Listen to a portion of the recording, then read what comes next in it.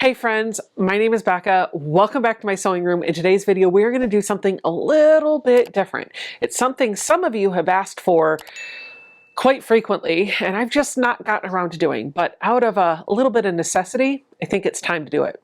If you've been around my channel before, you know that my videos usually incorporate multiple camera angles. I've got an overhead cam, I've got a machine camera, and then I have the camera that I'm talking to you on right now. And all of that is powered through a MacBook that I keep on my desk right here so that I can live stream, record, do whatever I need to do. Unfortunately, the computer is in the shop, so the video that I had planned to record this weekend and edit and get out on Tuesday, probably not going to happen, because in order to do a really good tutorial, it is a lot easier if I can just switch cameras rather than set up, move the camera, set up, move the camera. It's a whole pain in the butt. So you guys have been asking for a while now to walk you through how I use my long arm. So I thought, why not do that? If I've got to carry the camera around the sewing room with me to show you everything I'm doing, we'll do that. So I'm going to go over to the long arm. I'm going to load a quilt top. I'm going to show you how I pick a pantograph, how I choose the thread color that's going to go with the quilt. I'm going to walk you through all of that.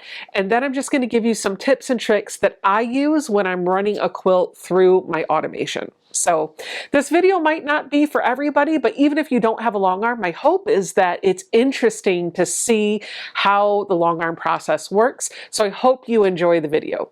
Let's get to it. Okay, so we're over at the long arm, and this is probably where I'm going to keep you for most of this. Though when I get to the machine and I start doing some working, I will try to get some nice close-up shots of the quilt and the screen, but I can't guarantee it's going to come out. So give me a little bit of slack if it doesn't turn out the way you expect it to. I am going to work on a quilt that was dropped off to me by a friend who lives in the area. She's given me a quilt top and a backing, and she's asked me to put it on the long arm and quilt it. Now, I know she's happy with my work. I've done a few quilts for her before, and it's usually just dealer's choice. Do whatever I want, however I want, whenever I want. So that makes this a really interesting video, because instead of telling you what she wants me to do and figuring out how to execute it, I get to walk you through my creative process and thinking how I'm going to put this together. Oh, and by the way, I totally wear pajama pants when I'm doing this. So when you see my Jack Skellington pajama pants, don't hate. I know you're jealous. You can get them at Walmart. Let's get started. I'm going to load the backing first.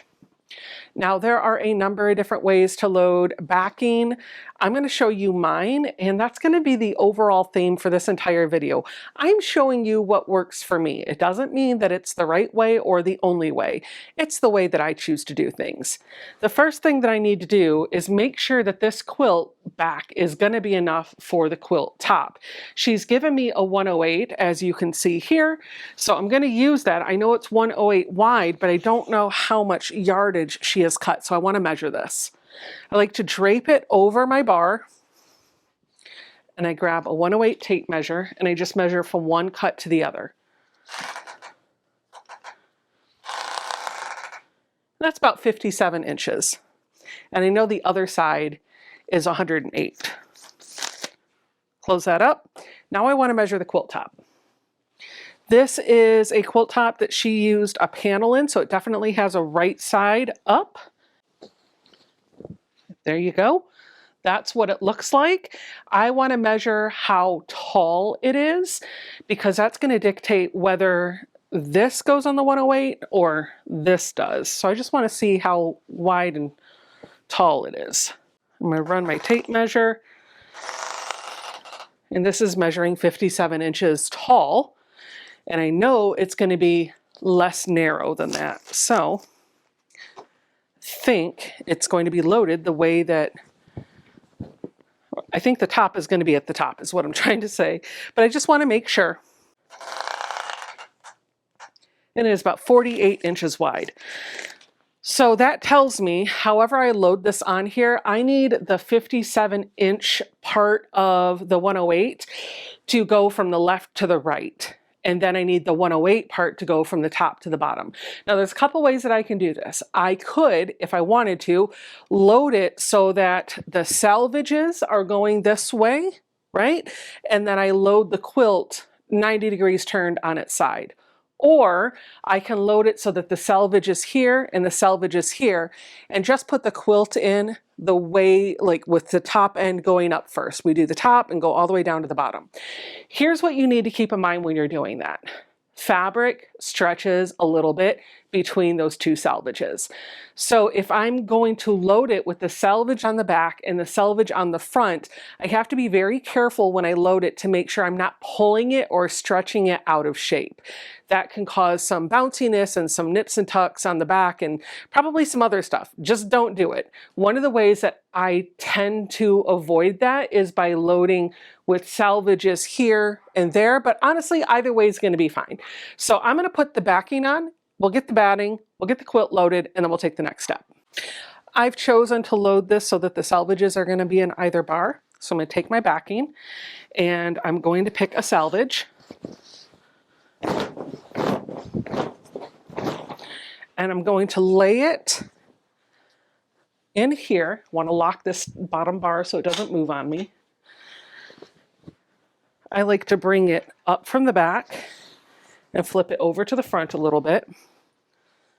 Now I know I have got a ton to work with because if you remember, the quilt was 57 inches tall and this measures 108 from one selvage to the other. So I don't have to be super particular about saving any of this fabric if I don't want to.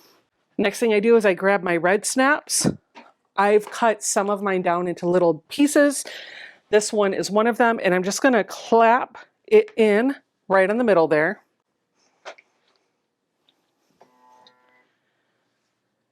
And then I'm going to clip from the center out to one side, and then from the center out to the other side.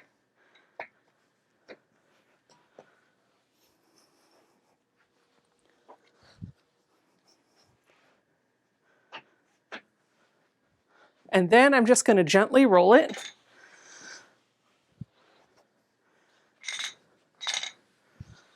until this whole backing is loaded onto this front bar.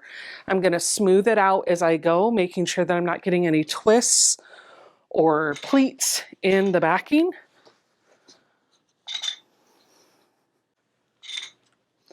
I lied, it's not a 108. She actually pieced the backing. I can see the seam in the middle. I thought it was a 108, but I still know I've got plenty to work with here. Once I've got it mostly rolled up and I have a hang here, I just throw it to the back, grab some more clamps, and I go around and do the same thing on the back side. I like to clamp first in the middle. And then I'll come back around to the front, make sure that the fabric on the front is laying nicely. It's nice and smooth.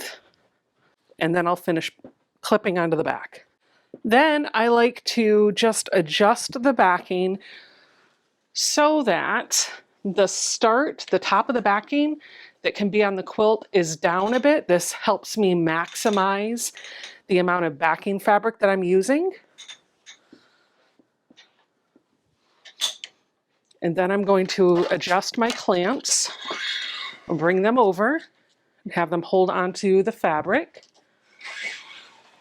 And then I'll lock them into place. I want to give just a little bit of tension on that fabric to hold it nice and taut. And apparently I'm going to break my lights. Let me fix that. Jay? Yeah? I broke my lights. Can you clip them back up?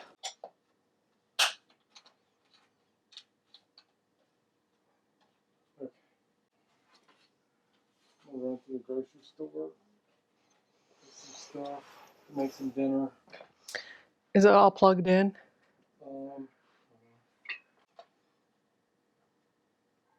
Thank you. I appreciate it.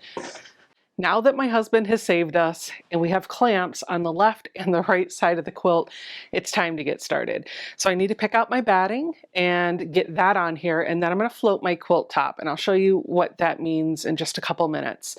For batting, I swear by Quilter's Dream batting. I really like either the cotton or the bamboo, and a lot of times I just let the size of the quilt top dictate what I'm going to grab from my batting stash. I already know the smallest one I have over there is a twin, I think. So I'm going to grab that. I'm gonna have excess backing from this, but that's okay. Now, some of you are probably asking, Becca, why don't you just have a roll of batting for your long arm? My long arm quilter keeps batting by the roll. Yes, you could do that. It is probably more economical and not as wasteful, but here's the thing. I don't want to deal with a big roll of batting in my sewing room. And I certainly don't want to deal with trying to cut off a length of batting when it's time to do a quilt. So much easier just to grab a pre-packaged set, put it on the quilt, and get going. And those scraps I can actually use in another project, either something smaller, or if I want to piece them together, I can absolutely do that. Maybe I'll show you what that looks like towards the end of the video.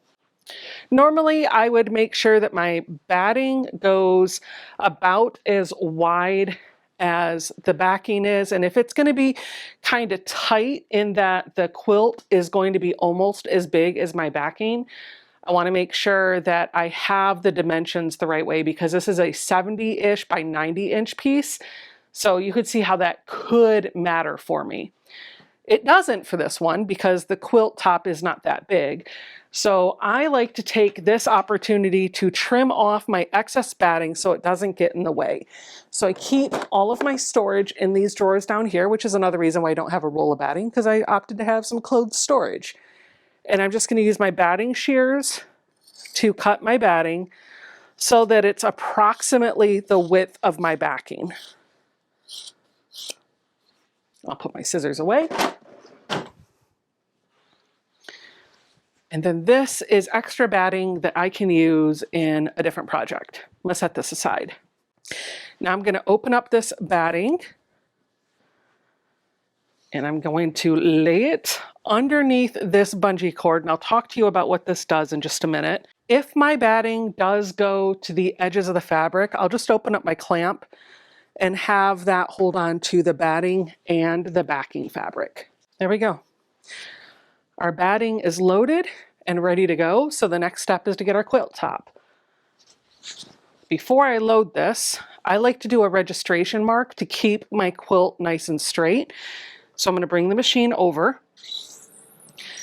And just across the top here, I'm going to stitch a line from the left to the right.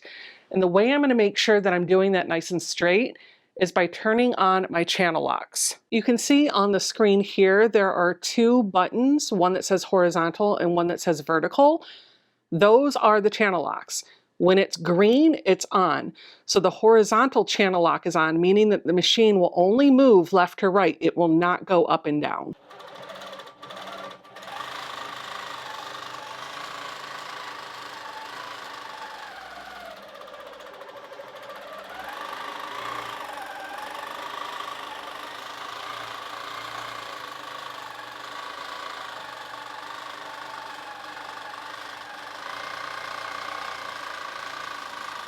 Before I get started on this quilt, I want to check my tension because I have learned the rules of tension.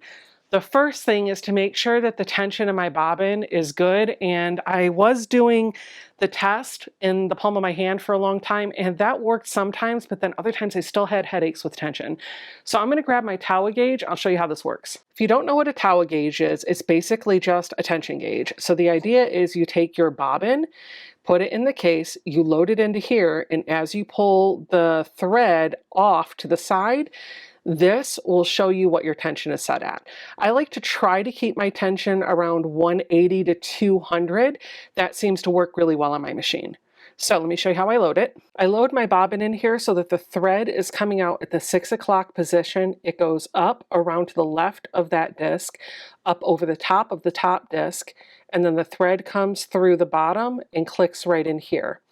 Then I'm just going to pull that thread and I'm going to look at the gauge. Do you see how that's only reading?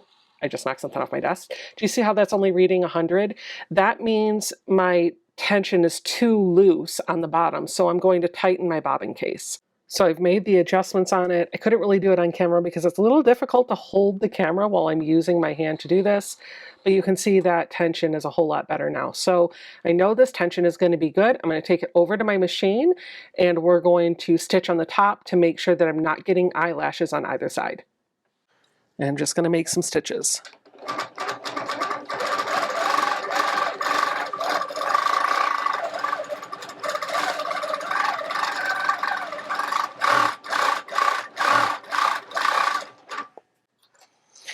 And then I'm lazy, but I like to get a good look at the stitching underneath.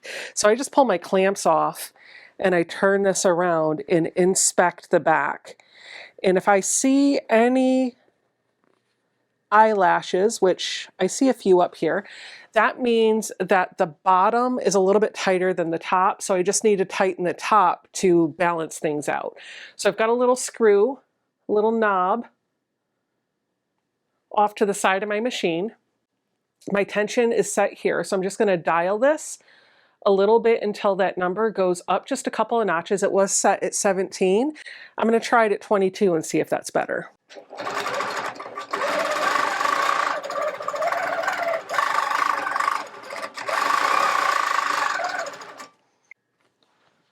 Oh yeah, much better. Listen, if your tension is off, that can cause your threads to break a bit sporadically, and you'll troubleshoot everything else, and all it was is bad tension. So take the time to check the tension on your bobbin and the top. Trust me when I tell you, it's not always the same every time you load a quilt. Just take a moment every time you change that bobbin to check the tension in the bobbin and the tension on the top. Make sure that everything's still good, and then get to quilting. Save you ripping out a quilt later. Now I'm going to load my quilt top. So I'm going to find the top edge. I'm going to tuck it underneath this bungee cord, move my machine off to the side, and I'm going to take that top edge, I'm going to line it up with that parallel line of stitching. I call it my registration mark. This helps me make sure that the top of my quilt is straight based on what my frame and my machine say straight is. Because remember, I stitched that top line with my channel locks on, so the machine did not move up or down. It only went left to right. And once that's loaded, we'll baste it and start picking our stitches. So to baste the quilt, we're going to go right along that top edge. You can turn the channel locks on if you want to. I choose not to. I'm going to pull the bobbin thread up. And you can turn on a basting stitch, which does make it easier to rip out. Or you can just stitch it with a regular stitch. I'll do mine with a regular stitch if I'm pretty sure that I'll be within 1/8 of an inch around the edge of the quilt.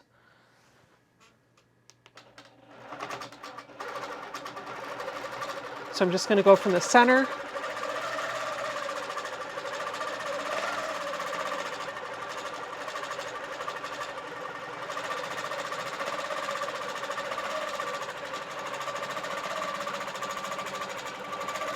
out to one side.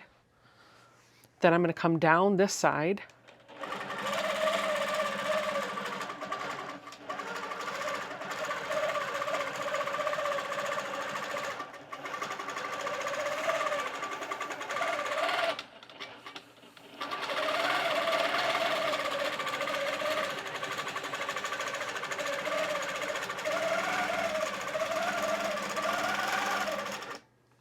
Now I'll go back to that center spot,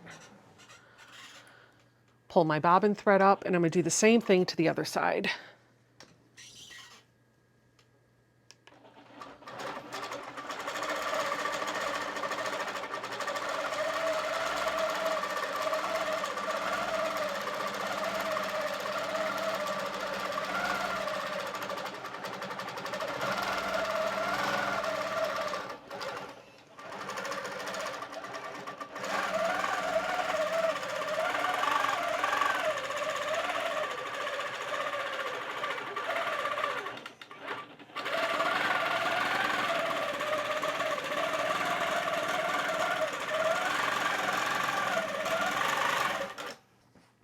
Okay, so now we are at the quilt. I've got it basted on here. And my next step is going to be to line it up so that I make sure it stays square. And that's where this bungee cord comes in. This is a wonderful invention. I'm going to take this white clamp and put it so that it's somewhere in the middle of the quilt. This is going to be a marker that I can use every time I advance the quilt to make sure that the center stays the center. And then I've got these two little black ones off over here. I like to take one and put it on the edge of the quilt, and another one and put it on the edge of a border. That way, every time I advance the quilt, these are staying lined up. I'm going to do that to both sides. Now that I have all of my bungee cords in place, that's going to help me as I advance my quilt to keep the sides nice and straight, and it makes the bottom a little less wonky for me when I get to the end. The next step is to figure out what design I want. Now, I also at this point like to figure out what color thread I'm going to use. A lot of times you can use this Dove Gray. This is actually called Seagull. It's wonderful and it blends into everything. And if I'm really lazy and that's what's loaded, I can just run that through. But since I'm doing this for a friend, I think I might try to pick out a fun color that works with this quilt top. Okay, so I have already chosen my thread color, but I did have two options that I was thinking about. The color that's in the needle right now, this is Glide 40 weight and it is Camel. And then this is the other one. This is also Glide 40 weight and it is Khaki. So what I do when I'm auditioning my thread colors, I take a strand of the thread and I just kind of lay it so it's going over multiple pieces of fabric on the quilt top. I want to see how it looks on all of the colors that are in the quilt top. So the first thing that I need to do is mark my quilt space. This is a box that I'm going to draw on the screen using the machine, and it's going to be a black box. And that black box is going to show me what my throat space is, like what I can actually quilt on. I'll show you why this is important in a few minutes. So I'm going to move my machine up so that it's about an inch off of the quilt to the top and the left. I want it to go all the way back. Then on my screen, I'm going to tap the area tab and I'm going to choose quilting space. It'll ding. That's how I know it's registered that point. Then I'm going to bring the machine down all the way towards me. And I'm going to go all the way over to the right, about an inch or two off of the quilt. I'm going to press that button again. I've got another ding. When I zoom out, I can now see that black box on the screen. And this represents what I'm actually going to be able to do in a single pass. Next, I need to draw out the size of the quilt on the screen so that I can see what my stitches are going to look like. So I'm going to do the same thing that I did before. I'm going to move the machine so that it's about an inch above the quilt top and an inch off to the side. I'm going to tap this button on the area tab that says to corner. It'll make a little ding. Then I'm going to pull the machine towards me all the way down and then all the way over to the other side about an inch or two past that edge of the quilt. And I'll press the button again. Okay, now I've got a pink box that's kind of almost the exact same size as my black box. But this is going to represent the shape of my quilt plus a little bit of extra off to the sides. So I need to make sure that that pink box is as long as the quilt. Remember I talked about measuring the quilt before? Yeah, we remember that it was 57 inches tall.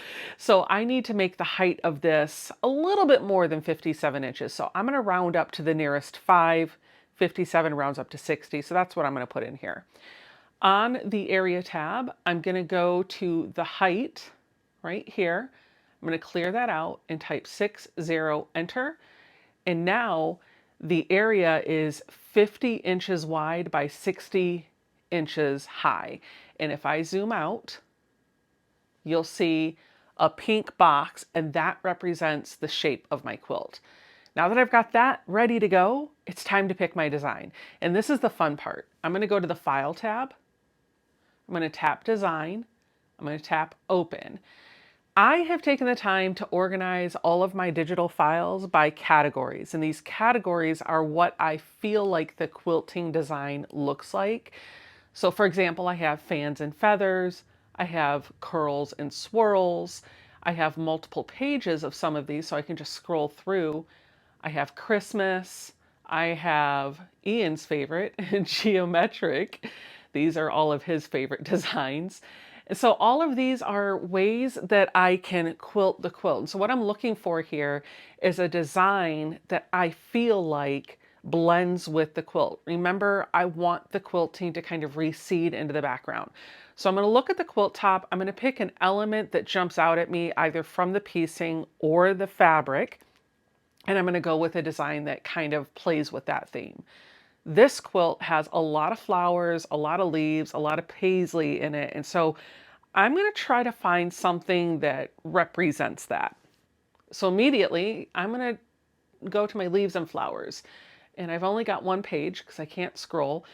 I'm going to look through all of these designs and I'm going to decide if any of these are what I'm actually looking for. And I'm kind of comparing what I see on the screen here with what's on the quilt top in front of me, and I don't really love any of these for this. I could go buy one, or I could keep looking for something else I already have. So I'm going to look in some of the other folders just to see if there's anything that jumps out at me. This is my curls and swirls. I use this one a lot. I don't know if I necessarily want any of these. I'm going to go check fans and feathers. Yeah, I think I want a feather motif. The question is, do I want this one or this one? These two are what my eye is automatically drawn to. I think I'm going to go with Fern Free. We'll tap that and click open.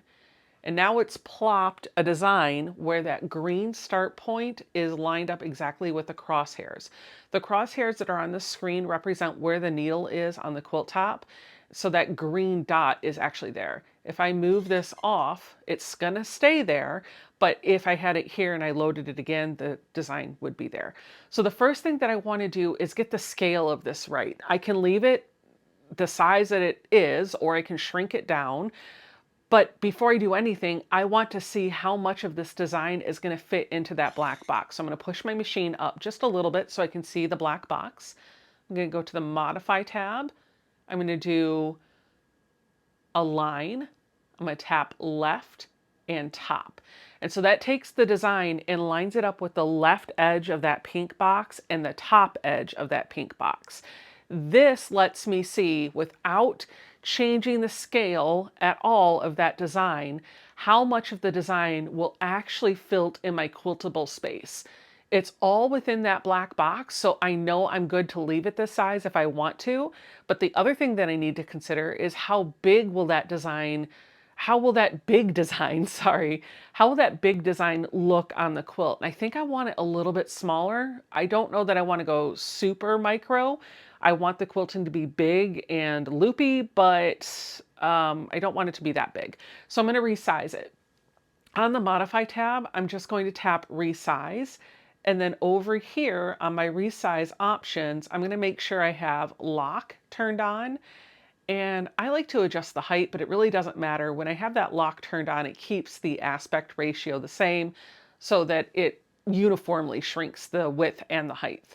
So I'm going to change height. It's set at 15 inches right now. I know I don't want 15 inches.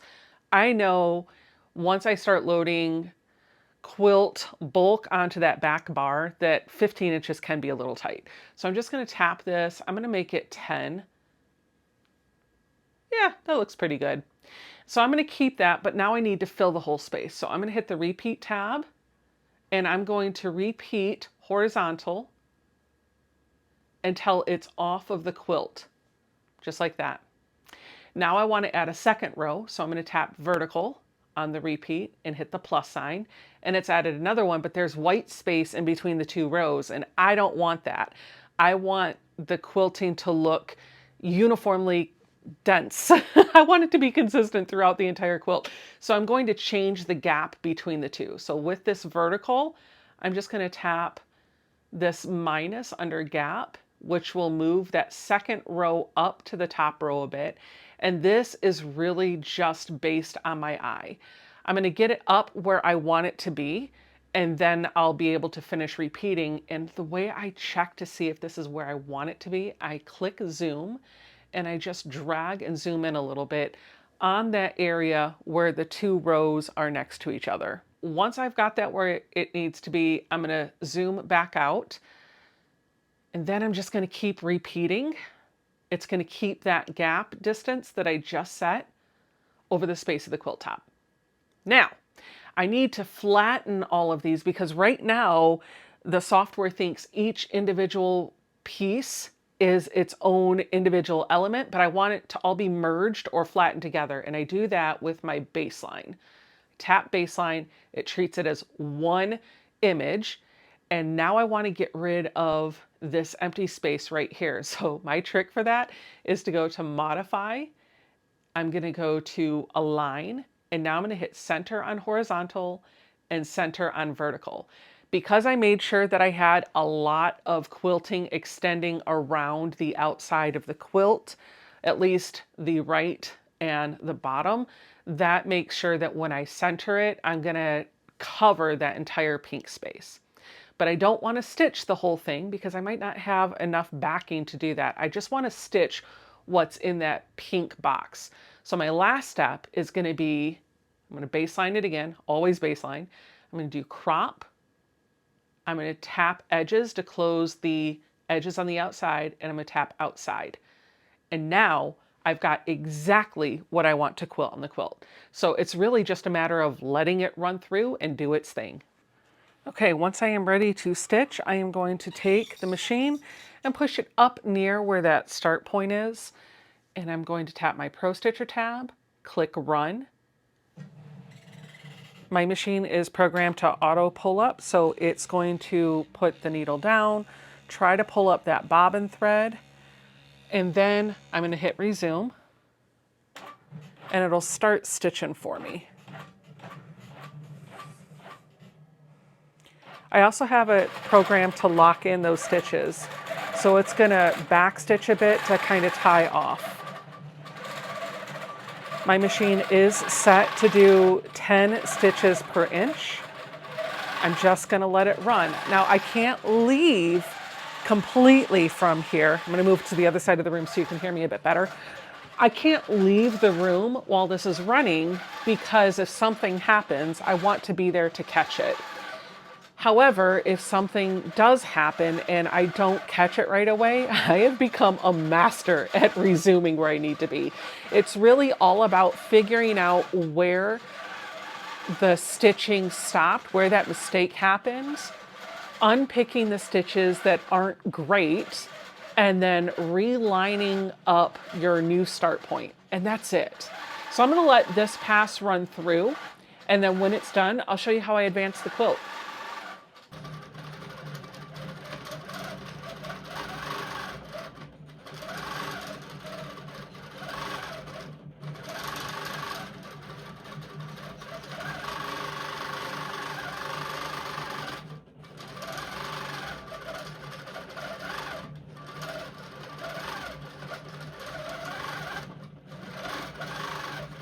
When it's all done, it back stitches and ties off for me just like it did at the start. So I'm going to let it finish doing its tie off, and when it's done, I'll get a message on my screen that says long jump pause. It's giving me a chance to trim my thread. So I'm going to pull this away, pull that bobbin thread up from the bottom and snip it off. Then I'm going to look at my design and see if that second pass is still within inside the black box. If it's not, that's how I know I need to advance. In this case, it is. So I'm just going to let it run through another pass before I advance. And just like that, I've broken thread. I was afraid that was going to happen because it felt really tight when I was pulling that bobbin thread up. So I'm going to just cancel on my screen, bring the machine towards me, rethread the needle. I'm going to make sure that the bobbin is up on the top. I'm going to snip that. And then I want to make sure I can pull that bobbin thread up, and it should be freely, it should move nice and freely. Okay, that's what I'm looking for. So now I'm going to go back up here. I'm going to turn on ProStitcher. Now take a look at this. I need to recover. And if I look at this, I've got some green dots on the side. This green dot right here, the circle with the X in it, that's my starting point. That's where it's going to start if I hit the run button. down here. That's not where I want it to start because you can see that's all orange. I've already quilted that. I actually want to start at the next jump. So I'm going to tap New Start and End, and down here where it says Jumps, I'm going to hit the down arrow once, and it's going to take that green circle, that green start point, to the next pass. Now the stuff above it is no longer orange, so you're not going to be able to see that that was quilted. It's fine, it's whatever. It's not going to quilt it anyway. I'm going to tap this to turn it off, go to Quilt, and then I'm going to hit Run. It's going to ask me to verify my settings. I'm going to hit Proceed. The machine's going to move to that starting position. It's going to try to pull up my bobbin thread. And then when I hit Resume, it should start the Panto. I'm not going to lie. The nice thing about automation is I can multitask.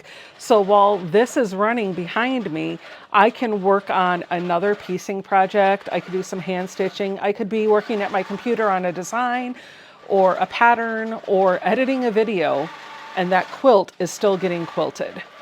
And I spent a lot of money, so the quilting should look perfect instead of like chicken scratch, which is what I probably would be able to do if I did it by free motion.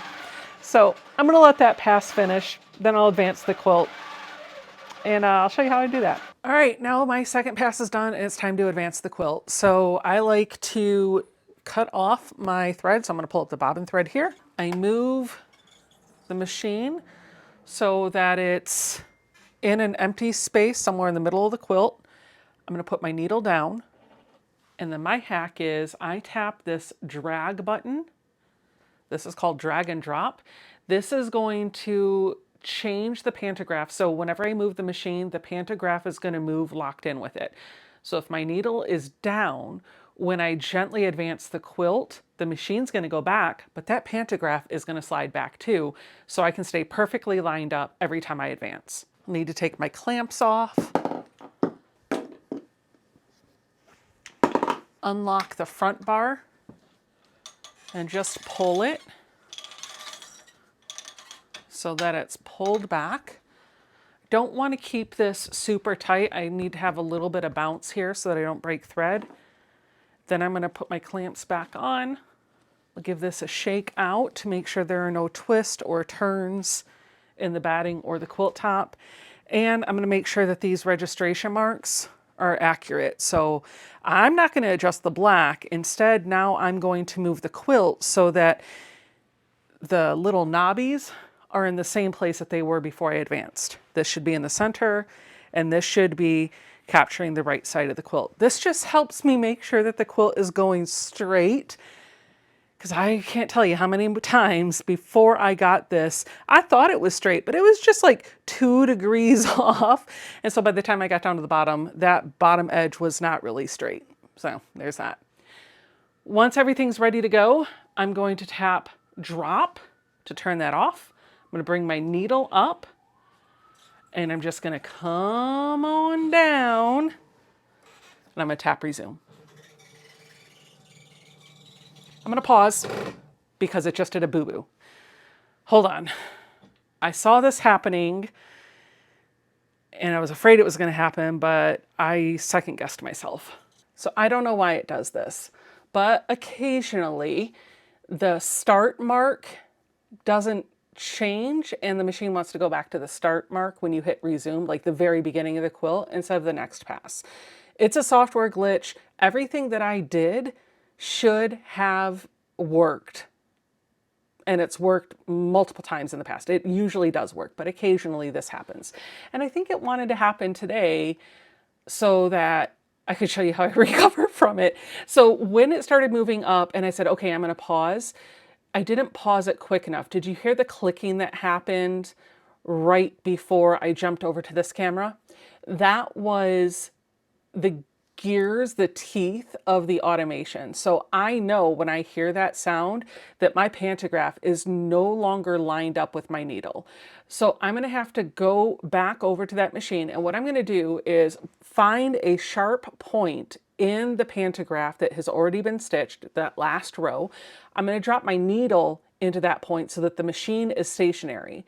And then through the Modify tab, there's a reposition button. I'm going to use that until the Pantograph is now lined up. I want that sharp point on the digital version of the Pantograph to be exactly where those pink crosshairs are.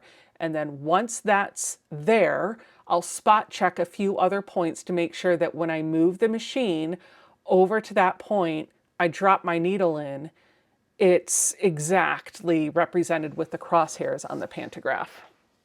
This is going to be a little difficult to show you on camera, so I wanted to explain that for you. Now I'm going to go do it. I have all of these options. If I tap stitch to turn all of that off, I can run this and it'll just move the machine and it'll highlight in orange what it's stitched out. And so I can watch the machine work and make sure that where it's traveling to is the area where I would expect it to travel to. This is really helpful if I'm worried that it's going to go to the wrong start point. I don't need to let it go for the entire pass. I just need to see it start to make sure it's working. If it's good, I'll pause, tap cancel.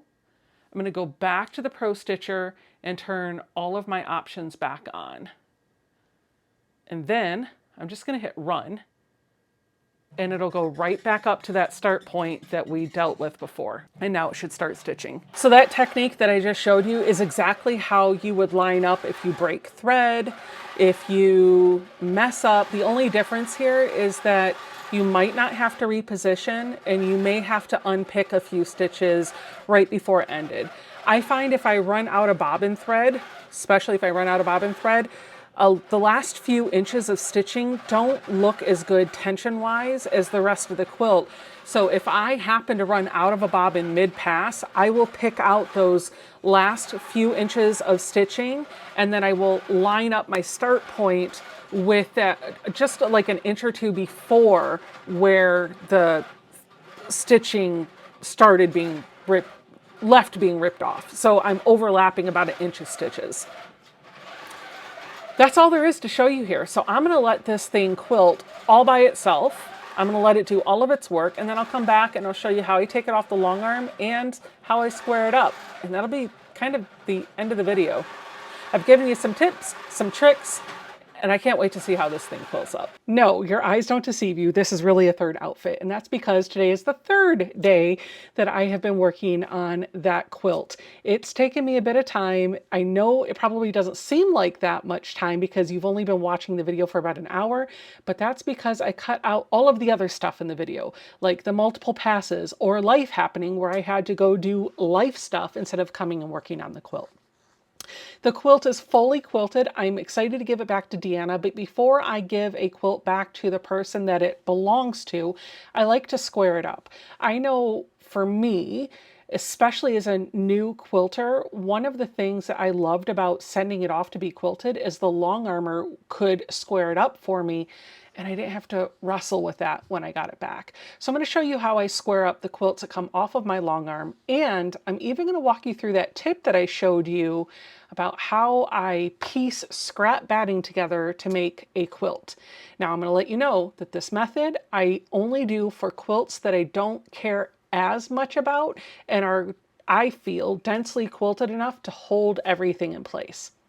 So use it at your own discretion. Okay, let's just pretend that this quilt top extended beyond where the batting ended. And let's say I need to add another length of batting. What I would do is when I got to the point where I could start to see the bottom of the batting, not the quilt top, I would fold the quilt top back to expose the batting. And then, and this is really cool, I'm going to get my batting shears and a piece of scrap batting. I'm going to open up my scrap batting and lay it on top of the batting that's already on the quilt. And then working from one side to the other, I take the clamp off.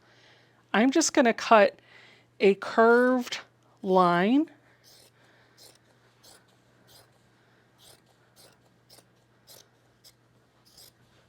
I'm just making waves on this, and that's going to be so that I can nestle the layers together.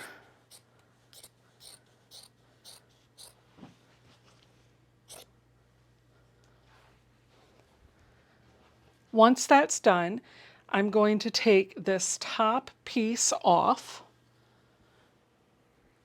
and then I'm going to lift this up and pull the bottom piece out. And now I should be able to kind of butt these two layers up next to each other almost perfectly.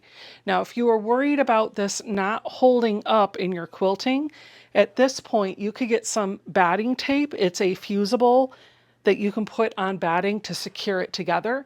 You could lay a strip along here and you could just press it with some heat or some steam or whatever works for you. That'll definitely keep it in place, but I also know that as long as my quilting is within a hand's reach, all my stitches are within a hand size, a fist size, I'm going to be okay. So for this quilt, I probably would not have done this because it's not my quilt, but if it was a quilt I made and I was gifting to charity or to somebody else, this is definitely a trick I'd use. All right, now it's time to take this off of the long arm. So my first thing is to take the clamps off. And then just to make the squaring up bit a little easier, I'm going to cut about an inch or so below the quilt.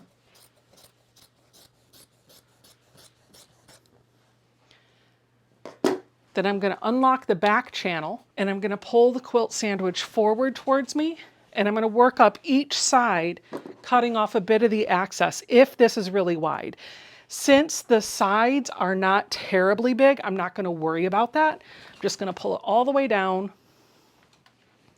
And I started almost right at the top of the backing, so I'm not going to trim the top either. I'm just going to unsnap the clappers. Then I'm going to take this over to my cutting surface. I'm going to lay the quilt out on a big surface that I can cut on. I'm going to try to keep all the weight up even with the table. And then using my square ruler, I'm going to find a measurement that is the same distance on the side and on the top without losing too much of the border. I could also, if I wanted to, square this 1/4 of an inch past where that fabric is, just to give you a little bit more room for your binding. I think Deanna's going to be okay with me trimming it this way because this is how I've trimmed her quilts before. So I'm measuring 4 inches over and 4 inches down. And I'm making sure I'm using the border as registration marks. And this is actually great because her outer border and her 2 inner borders all are smack dab where they need to be. I'm going to cut up and then across, just like if I were squaring a quilt block. Now I have a true 90-degree corner to do my work from. I'm going to turn the quilt so that that 90-degree corner is towards me. And then using a ruler, it doesn't really matter which one, you can use a really long one or a short one, whatever works for you. I am going to line up one of the measurements, one of the horizontal measurements of my ruler with that straight edge down here. And then I'm going to check that same 4-inch that I used to square up the corner all the way along, and I'm just going to keep cutting. I'll cut a bit,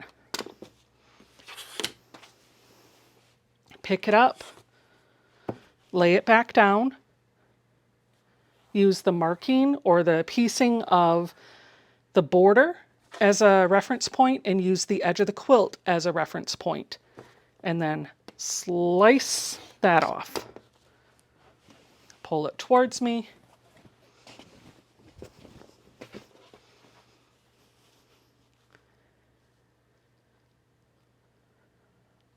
Measure it 4. Trim that off.